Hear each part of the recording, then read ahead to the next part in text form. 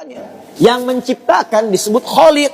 Quran surah Quran surah 96 ayat 1, sekarang Quran surah 15 ayat 28. Wa in qala rabbuka lil malaikati inni khaliq. Inni khaliqum basyara. Di proses penciptaannya disebut khalaq, penciptanya disebut khaliq. Makanya Allah disebut sang khaliq. Kita makhluk. Makhluk.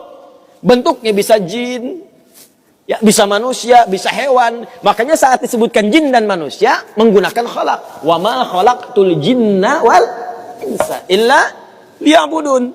Karakter itu, ya, karakter kemanusiaan kita, fitrah kita hidup. Kalau ingin mulia, maka diharuskan ibadah, liya'budun, ibadah. Supaya apa? Mendapatkan akhlak. Akhlak senapas dengan khuluq.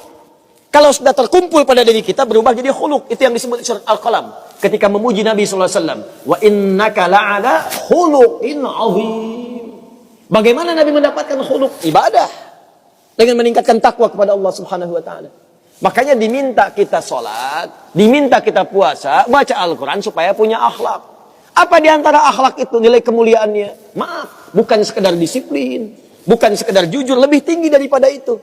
Bagaimana meninggalkan semua yang tidak baik, khamar tidak baik, zina tidak baik. Hati-hati, zina nggak bagus, khamar tak bagus. Siapapun di muka bumi, mohon maaf, sekalipun pelakunya pasti akan menolak zina. Ya, pezina dengan pezina menikah, yang satu selingkuh dengan yang lain, pasti dia akan katakan kamu selingkuh, padahal dia zina juga. Silakan cek, mabuk sama khamar, makanya dalam Islam khamar dilarang. Karena itu ketika Anda sholat, tujuannya apa? Membentuk akhlak. Apa diantaranya? Quran surah ke-29 ayat 45. Utlu ma uhya ilaika minal kitab wa aqimis shalah innas sholata tanha anil fahsya'i wal munkar. Fahsya itu perilaku buruk dari syahwat. Ya, pornografi, porno aksi, zina, LGBT, transgender, macam-macam itu fahsya. Mungkar, keburukan yang diingkari oleh hati, sumbernya nafsu perut dan akal. Membunuh, merampok, korupsi, ya, berdusta, kolusi, macam-macam, mungkar. Ini sifatnya akhlak.